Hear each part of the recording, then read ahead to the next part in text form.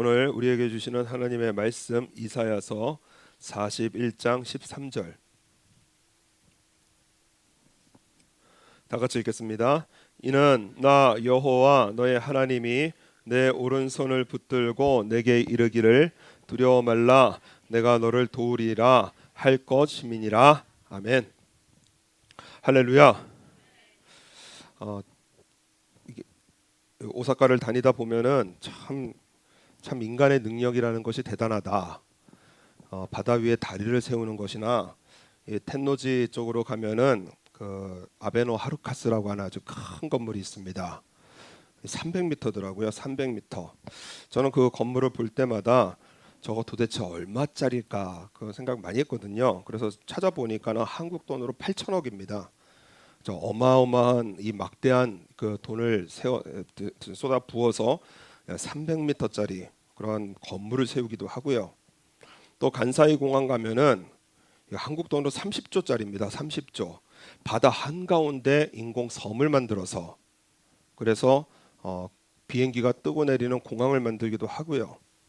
그리고 저희 청년부들 그 아카시 아와지시마를 갔었는데 정말 달려도 끝이 없는 세계에서 제일 긴 현수교 아카시 해협 대교 이런 것들을 보면서 건축도 과학도 의술도 우주과학도 정말 인간이 어디까지 발전할 수 있을까 인간의 지혜 그 능력 참 무궁무진하게 되는 것을 보게 되어집니다. 그런데 반면에요 인간의 내면은 또 너무 참 연약한 것을 우리 곧잘 보게 되어집니다. 그래서 자신의 힘으로 어찌할 수 없는 그러한 인생의 문제를 만나기도 하거든요. 그래서 경제, 어떠한 건강, 재난, 죽음 한없이 작아지는 그러한 인간을 보게 되어집니다. 그래서 14절 말씀 보면은 14절에 그 야곱을 부르실 때 뭐라고 부르시느냐? 지렁이 같은 너 야곱아. 하나님께서 인생을 보실 때에 지렁이 참 의미 없고 연약한 그러한 이 지렁이 같은 너 야곱아 이렇게 부르십니다. 그래서 사람들은요 우리 내면이 정말 지렁이같이 연약한 우리 속담에 지렁이도 밟으면 굼틀거린다 하는 그런 속담이 있을 정도로 참 연약한 이 사람들은요 무엇인가를 만들어냅니다. 그리고 세워둡니다. 그리고 그것을 신이라고 합니다.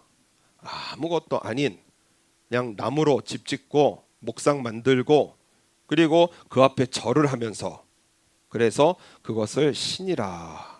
한국에서 그 사진을 보시면은 참 재밌는 사진입니다. 돼지머리 웃게 만들어 놓고 거기다가 그 10,000원짜리 꼽아가지고 그리고 돼지머리에다가 절을 해요. 그 위에 사진 보면은 최첨단 자동차를 개발을 해놓고 저거 잘 팔리게 해달라고 돼지머리에다가 그 고사상을 차립니다. 밑에는 그 한국의 그 영화인데요. 그 영화 배우가 또 고사를 지내고 그리고 또 운동 선수들은 운동에서 이기게 해달라고 그렇게 고사를 지내는 이러한 이 일들을 보게 되어집니다. 우리가 바른 믿음, 바른 신앙, 그저 우리의 내면을 담대하게 그리고 확고부동하게 만들기 위해서 바른 신앙을 가지는 것은 너무나 중요합니다. 그래서 오늘 13절 말씀 보면 우리 13절 한번 다 같이 읽겠습니다.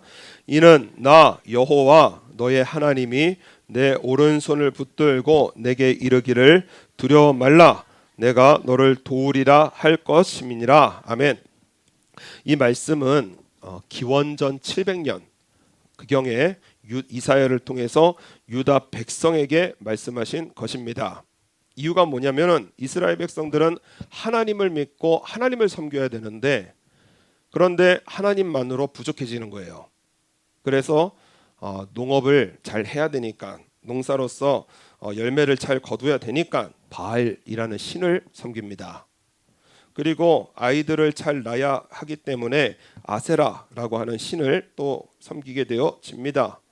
하나님께서 돌아오라 선지자들을 부지런히 보내셔서 돌아오라 하시는데요. 우상숭배 이 불신앙으로 결국에는 멸망의 길을 걷게 되어집니다. 남쪽 유다는 기원전 586년에 바벨론에게 멸망을 당하고 포로로 끌려가서 70년이라는 고통의 시간을 당하게 되어집니다. 이사야는 기원전 700년이고요. 그리고 남유다의 멸망은 기원전 580년입니다. 그러니까는 멸망하기 100년 전에 이사야를 통해서 하나님께서 유다 백성에게 하신 말씀이 바로 오늘 말씀이에요. 그렇기 때문에 이 말씀은 바로 예언인 것입니다. 예언. 그래서 이스라엘 백성들이 고국으로 돌아가서 그래서 나라를 재건할 때에 그때 페르시아의 한 왕을 세우는데 고레스라고 하는 왕을 세웁니다. 영어 이름으로는 사이러스, 그리고 한국 역사에서는 키루스 대제 이렇게 말을 하는데, 그런데 이 키루스 대제 고레스 왕이 태어나기도 전에 150년 전에 이사야서 44장에 분명한 예언의 말씀을 주십니다. 우리 이사야서 44장 28절 찾아보겠습니다.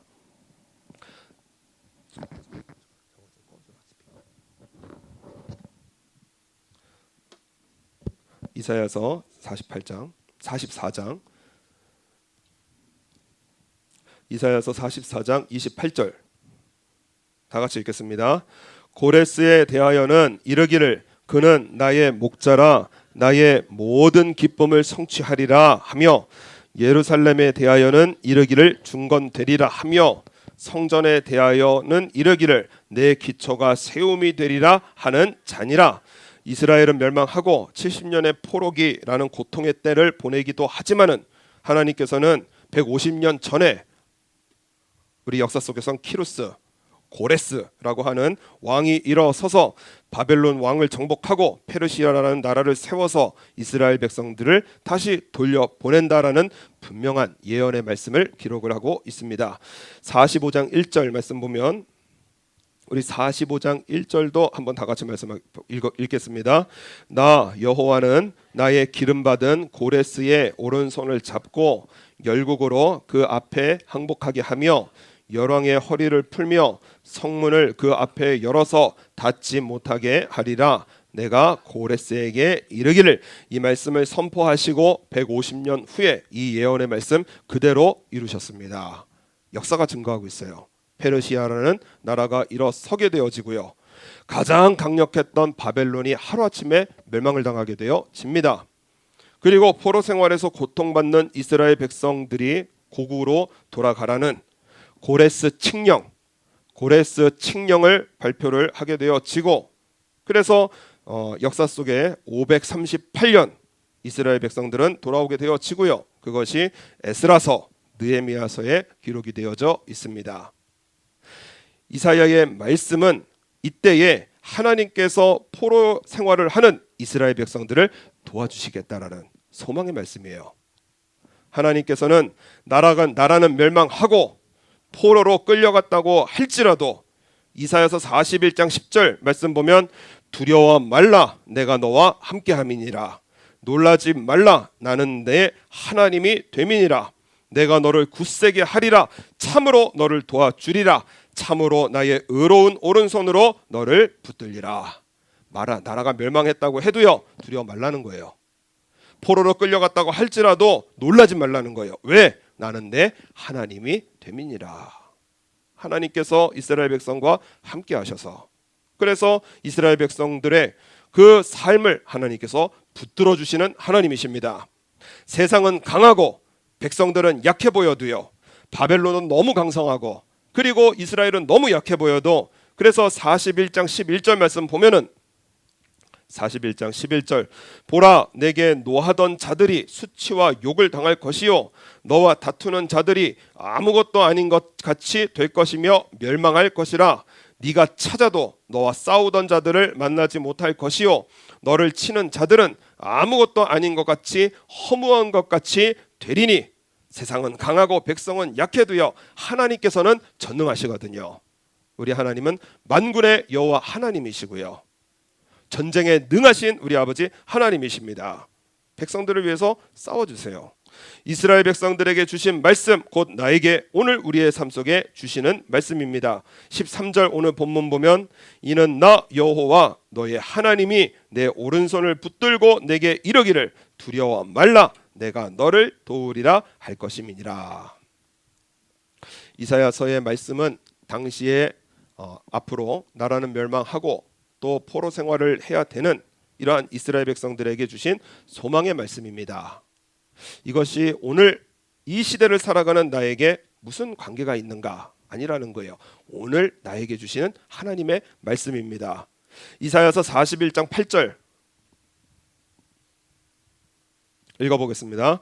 그러나 나의 종 너 이스라엘아, 나의 택한 야곱아, 나의 벗 아브라함의 자손아. 우리는 하나님을 나의 주님이라고 부르는 우리 주 예수 그리스도. 그렇기 때문에 우리는 하나님의 종입니다. 에베소서 1장의 말씀에 보면은 창세 전에 그리스도 안에서 저와 여러분을 선택하셨다. 하나님의 지혜, 하나님의 경륜은 우리가 상상 못하는 거예요. 창세 전에 우리를 택하시고 요한복음 15장에서 예수님은 우리를 친구라고 하셨습니다. 더 이상 종이 아니라는 거예요. 친구라고 말씀을 하셨어요.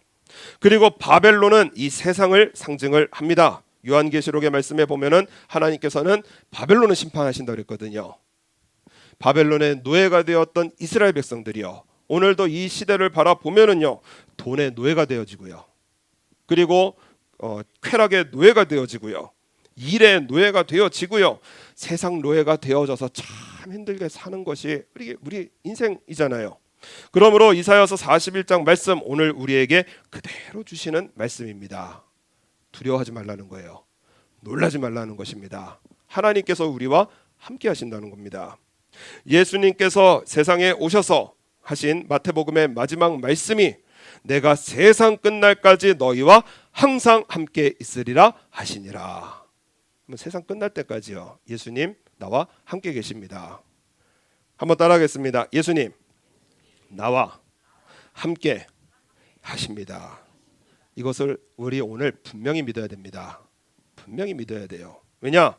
우리의 믿음이 곧잘 흔들리기 때문에 그렇습니다. 오늘 13절 말씀 보면은 이는 나 여호와 너의 하나님이라고 말씀을 하세요. 나 여호와, 우리 하나님은 스스로 존재하시는 하나님이시고요, 우리 하나님은 말씀 그대로 하나님이신 거예요. 그렇기 때문에 변함이 없으시고요, 어제나 오늘이나 내일 영원토록 동일하신 분이 바로 우리 하나님이십니다. 그래서 우리가 믿어야 될 게 무엇이냐면, 한번 따라하겠습니다. 하나님은 신실하시다. 이걸 믿어야 돼요. 하나님은 신실하시다. 이것을 믿어야 됩니다. 신실한 것은 무엇이냐? 이스라엘의 지존자는 거짓이나 변개함이 없으시니 그는 사람이 아니심으로 결코 변개치 않으심이니이다. 하나님은요, 거짓을 말씀하시는 하나님이 아니시라는 거예요. 그리고 변개함, 기분이 왔다 갔다 하는, 그저 우리는 사랑한다 하지만은 그건 사랑이 아니거든요. 이 사랑은 하나님만이 쓰실 수 있는 표현이 아닌가. 하나님의 사랑은 변하지 않습니다. 우리는 사랑한다 하면서 그냥 어떨 때 보면은 막 뭐 다 해주고 싶고, 어떨 때는 또 꼴도 보기 싫고, 저 인간 하면서 우리의 마음은 수시로 왔다 갔다 하는 게 우리 인간이거든요. 하나님은 그러지 않으신다는 거예요. 영원토록 변하지 않으시는 하나님이시라는 겁니다. 이러한 하나님이 오늘 우리에게 주시는 말씀이 무엇이냐? 도와주시겠다는 거예요. 나를 붙들어 주시겠다는 겁니다. 이사야서 41장 10절에 내가 너와 함께함이니라, 영어 성경 보면은 I will 이렇게 돼 있어요. 강한 의지입니다. 강한 의지예요. 반드시 너와 함께하고, 반드시 너를 굳세게 하고, 반드시 너를 도와주고, 나의 의로운 손으로 반드시 너를 붙들리라. 우리 하나님의 약속인 겁니다. 하나님께서 강한 의지를 가지시고, 그리고 우리를 붙들어 주세요. 그렇기 때문에 우리 하나님을 믿는 믿음, 오늘 굳건해야 됩니다. 흔들리면 안 돼요. 하나님을 믿는 믿음은 굳건해야 됩니다. 예수님과 함께 제자들이 갈릴리 바닷가를 넘어갈 때가 있었거든요. 그때에 이 제자들은요, 예수님 그리스도시요 살아계신 하나님의 아들이라고 믿었어요. 하나님이시라고 믿었어요. 그래서 배를 탔을 때 조금도 걱정하지 않았습니다. 예수님 함께 계시니까 평안이고요. 예수님 함께 계시니까 햇살은 쨍쨍 그냥 기분 좋은 바람이 불고요. 우리 갈릴리 바다 아주 인생 잘 넘어가겠구나.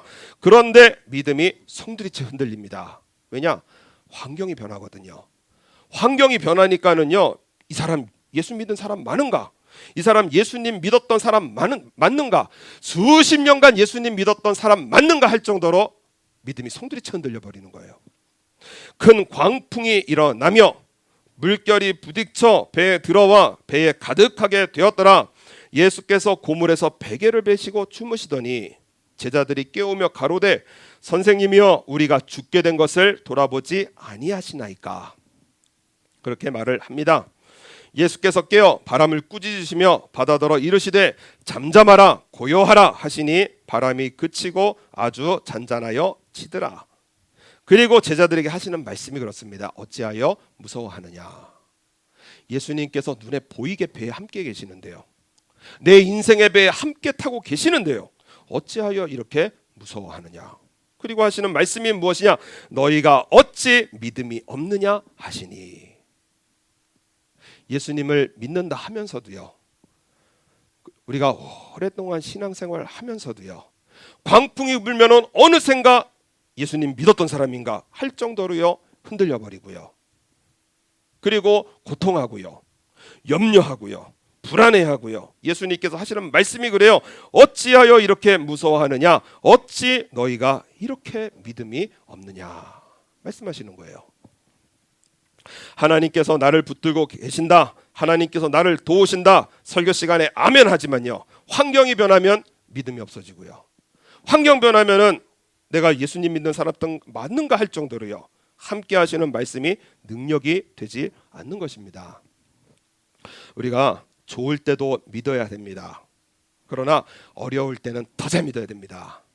밝은 날에도 믿어야 되고요, 어두운 날에도 믿어야 되고요, 태양의 때도 믿어야 되고요, 폭풍의 때도 믿어야 되는 거예요. 우리 예수님을 믿어야 됩니다. 요셉을 총리로 세우시고 민족의 구원자가 되게 하시려는 하나님의 방법이요 노예이고 죄수였습니다. 그런데 요셉은요 하나님을 믿어드렸어요. 요셉이 아버지의 사랑 받으며 좋은 옷 입어가며 그렇게 평안한 삶을 지내다가 형들이 팔아먹습니다. 그래서요 노예가 되어지거든요. 여러분, 이 당시의 노예는요 우리가 생각하는 것과 차원이 다르게 인권이라는 게 없는, 언제 죽을지 모르는, 마치 개와 고양이 그리고 그 밑에 그게 노예거든요. 전혀 사람 취급을 받지 못했던 그러한 그 인권 말살의 존재가 노예인데요, 어느 날 일반 사람이 노예가 되어졌습니다. 그런데 요셉이 요셉 되었던 이유가 무엇이냐? 창세기서의 말씀에 보면은 여호와께서 요셉과 함께 계심으로, 하나님 나와 함께 계신다는 것을 믿었어요. 노예의 때지만 하나님께서 나와 함께 하십니다. 그가 형통한 자가 되어 그 주인 애굽 사람의 집에 있으니 그 주인이 여호와께서 그와 함께 하심을 보며, 주인이 함께 하심을 보았대요. 아니, 하나님은 안 보이시는데 어떻게 봐요? 요셉은 끊임없이 말을 하는 거예요. 하나님 나와 함께 계시고 하나님께서 하시고 하나님께서 인도하시고, 끊임없이 하나님을 고백하는 겁니다. 그 주인이 여호와께서 그와 함께 하심을 보며 또 여호와께서 그의 범사에 형통케 하심을 보았더라. 노예의 때인데 더 잘 믿어요. 그리고 나서 우리가 믿음 지키고 살다 보면은 하나님께서 복을 주셔야 되는데요, 그런데 웬걸 요셉은 감옥에 들어갑니다. 강간미수범으로요 감옥에 들어가요. 그런데 전옥이 간수장입니다. 옥중 죄수를 다 요셉의 손에 맡김으로 그 재반 사물을 요셉이 처리하고, 전옥은 그의 손에 맡긴 것을 무엇이든지 돌아보지 아니하였으니 이는 여호와께서 요셉과 함께 하심이니라. 여호와께서 그의 범사에 형통케 하셨더라. 노예 때 잘 믿고요, 죄수의 때는 더 잘 믿었던 사람이 바로 요셉이에요. 그렇기 때문에 믿음은 한결같아야 됩니다. 감옥이 변해서 궁전이 되고요, 슬픔이 변해서 기쁨이 되고요, 눈물이 변해서 감사가 되는 그것이 바로 우리의 믿음이에요. 하나님께서는 변함없이 우리의 삶에 복을 주시고 나를 붙들어 주시고 반드시 도와주시는 우리 아버지 하나님이시게 돼요. 그렇기 때문에 우리의 믿음은 한결같아야 됩니다. 예수님 어떤 분이시냐? 계시록의 말씀에 보면은 처음이요 나중이요 한결같으신 분이에요. 처음과 끝이 똑같은 분입니다. 그분이 예수님이세요. 그런데 예수님도 죽었다가 살아나신, 죽음을 경험하셨고요, 부활을 경험하신 우리 예수님이세요. 그래서 하시는, 교회에 하시는 말씀이 무엇이냐? 너희가 10일 동안 환난을 받으리라. 환난은요 정해져 있습니다. 예수님의 때가 있어요. 10일 동안 환난을 받으리라. 하지만은요 우리의 삶에 시험 들고요, 그리고 내 믿음이 왔다 갔다 하는 것이 아니라요, 네가 죽도록 충성하라. 그리하면 내가 생명의 면류관을 내게 주리라. 여러분, 내 마음, 내 연약한 마음, 주여 나 이거, 하나님 거기에 복을 임하시는 게 아닙니다. 하나님은요 어떤 사람에게 복을 주시느냐? 죽도록 충성하는 사람에게 복 주시는 거예요. 환경은 바람을 불고 폭풍을 쳐고 나라는 멸망하고 포로가 되어도요 하나님 나와 함께 하십니다. 내 교회를 굳건하게 지켜나가고요, 내 믿음을 굳건하게 지켜나가는 사람, 그 사람에게 우리 하나님께서 복으로 함께 하시는 거예요. 예수님은 처음과 나중이 동일하신 분이고요, 한결같으신 분이 우리 예수님이십니다. 예수님의 사람 되어야 돼요. 그렇기 때문에 믿는 사람은요 한결같이 기도합니다. 오늘 13절 말씀 보면, 이는 나 여호와 너의 하나님이 내 오른손을 붙들고 내게 이르기를 두려워 말라, 내가 너를 도우리라 할 것임이니라. 이 말씀을 누가 읽고 누가 믿었냐면 바로 다니엘이 읽고 믿었습니다. 다니엘이요 이 말씀을 읽고 믿은 후에 뭘 하느냐? 바로 기도하기 시작합니다. 다니엘서 9장의 말씀에 보면은 곧 그 통치 원년에 다리오라는 왕, 그 다니엘이 사자굴에 빠졌을 때 다니엘을 그 안타까워했던 그 왕이 다리오거든요. 이 다리오 왕 통치 원년에 나 다니엘이 서책으로 말미암아, 이 서책이 바로 하나님의 말씀 성경입니다. 성경을 읽어보니까요 여호와의 말씀이 선지자 예레미야에게 임하여 고하신 그 연수를 깨달았나니 곧 예루살렘의 황무함이 70년 만에 마치리라 하신 것이라. 내가 금식하며 베옷을 입고 제트를 무릅쓰고 주 하나님께 기도하여 간구하기를 결심하고. 성경을 읽어보니까요 나라의 이 고통이 70년 만에 끝나는 거예요. 얼마 안 남았어요. 그래서 다니엘이 뭐 하느냐? 하나님께서 어차피 하시니 나는 탱자탱자 놀자 아니에요. 우리가 기도하다 보면은요 좀 헷갈리는 경우가 있습니다. 아니 하나님께서 다 하시는데 나는 뭘 기도해야 되나? 아니 하도 거룩한 거 기도하라니까는 내 삶에 도와달라는 거 기도도 잘 못하겠고요. 정말 지금 돈이 궁한데 돈 달라고 기도도 못하겠고요. 그래서 이거 도대체 뭘 어떻게 해야 되나? 그리고 하나님께서 다 하시는데 그냥 주여 이럴 수도 없고요. 근데 우리가 분명히 해야 되는 것은 다니엘은 이 말씀을 읽고요, 그리고 하나님께 기도하여 간구하기를 결심했어요. 나라의 회복, 신앙의 회복, 그것을 결심하고 기도했습니다. 한두 번 기도하는 게 아니에요. 한두 번 하다 마는 게 아닙니다. 하나님께서 이 다니엘은 언제까지 기도했느냐? 그것을 이루실 때까지, 하나님께서 이루실 때까지 기도한 거예요. 기도하는 일 때문에 사자굴에 던져져도 이 기도를 쉬지 않았습니다. 사자굴에 던져지는데도요, 그런데도 이 기도 쉬지 않았던 거예요. 예배가 왔다 갔다 하고요, 기도가 왔다 갔다 하고요. 다니엘이 다니엘 됐던 것은 무엇이냐면은 그 기도하는 일을 쉬지 않았습니다. 결국 다리오 왕이 사자굴에 들어갔다 나온 이 다니엘의 그 영광을 높이며 하나님의 능력과 영광을 온 나라에 선포를 하게 되어집니다. 나 이제 조서를 내리노라. 내 나라 관할 아래에 있는 사람들은 다 다니엘의 하나님 앞에서 떨며 두려워할지니 그는 사시는 하나님이시요 영원히 변치 않으실 자시며 그 나라는 망하지 아니할 것이요 그 권세는 무궁할 것이며 그는 구원도 하시며 건져내기도 하시며 하늘에서든지 땅에서든지 이적과 기사를 행하시는 자로서 다니엘을 구원하여 사자의 입에서 벗어나게 하셨음이니라 하였더라.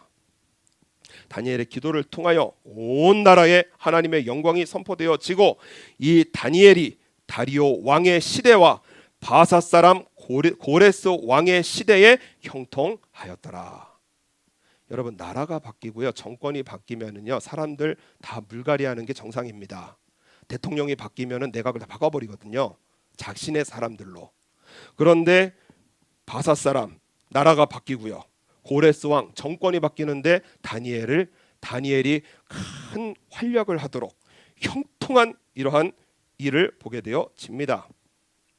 다니엘의 신앙, 사자굴도 불사한 그 기도가 고레스까지 이어지는 거예요. 이 고레스가요, 이 다니엘이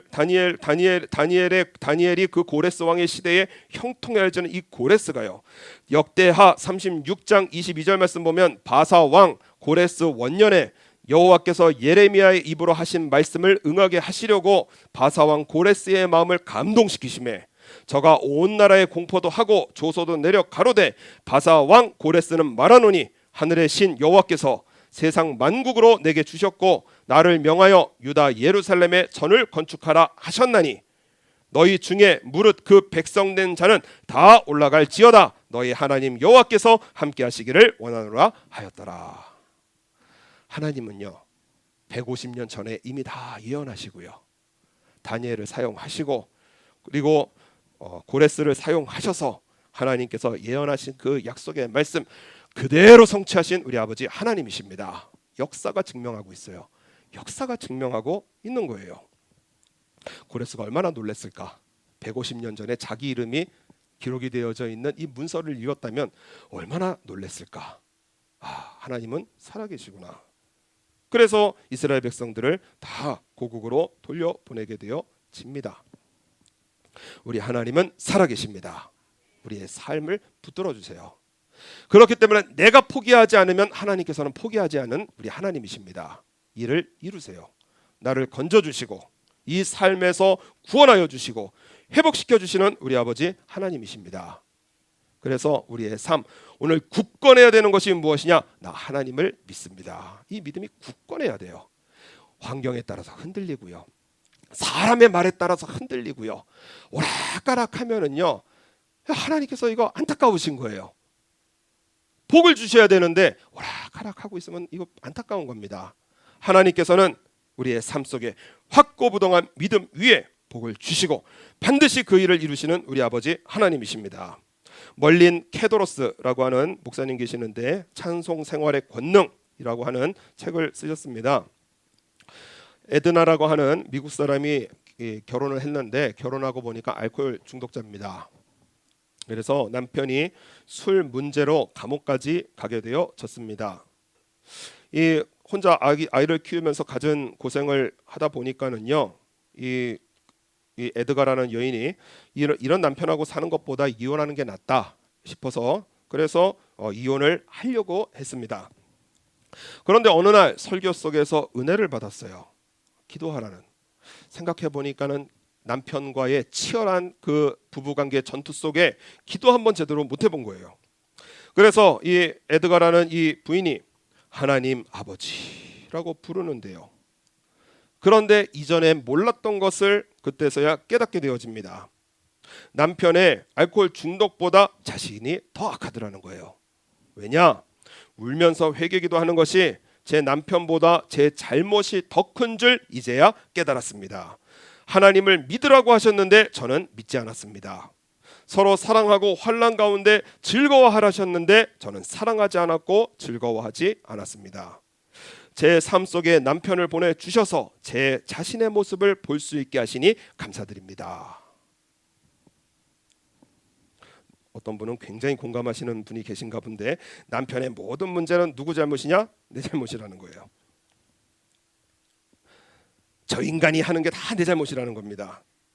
저 남편보다 제 잘못이 더 큰 줄 이제야 깨달았습니다. 기도 한 번 안 하고 남편을 하나님 손에 한 번도 맡기지 않았다는 거예요. 남편이 당하고 있는 상처를 낫게 해주시고 주님의 사랑을 그에게도 내려 주옵소서 간절히 기도하는 거예요. 남편과 싸우던 모든 싸움을 끝내고요, 그리고 하나님께 그 남편을 그제서야 온전히 맡겨드리고 그리고 기도하기를 쉬지 아니하고 그리고 매일의 삶 하나님과 함께 동행하는 이 일을 경험을 하게 되어졌습니다. 그 삶 속에 기적이 일어나는 겁니다. 남편이 나오자마자요, 15년 동안 술에 찌들어 살던 남편이 술을 끊고요, 교회에 부인 따라 출석을 하게 되어지고요, 신앙생활을 시작하면서 두 사람은 다시 한 가정을 이루었고 두 분 다 열심히 신앙생활하는 교회의 귀한 일꾼이 되어지는 거예요. 멀린 교회, 여기 멀린 케도로스 목사님의 교회에서 이루어진 이것을 보면서, 그러면서 그 책 끝에 무엇이라고 말을 하느냐? 문제 앞에서 크신 하나님을 믿으시기를 바랍니다. 내 인생에 아무리 문제가 크다고 할지라도요, 우리 하나님은 크시거든요. 전능하십니다. 문제가 크면 클수록 하나님께서는 더 큰 영광을 받으시는 우리 아버지 하나님이세요. 문제 앞에서 크신 하나님을 믿으시기를 바랍니다. 하나님께서 반드시 역사하여 주실 것입니다. 역사가 증명하고 있습니다. 주여, 우리의 삶, 내 믿음 흔들리지 않게 하시고 내 믿음이 연약해지지 않도록 붙들어 주시고, 시험이 오면 올수록, 어려움이 오면 올수록 하나님 더 붙드는 믿음으로 우리의 삶을 승리케 하셔서 우리 하나님의 영광을 보게 하여 주옵소서. 오늘 우리가 드릴 기도 제목이에요. 이 시간 우리 다 같이 한번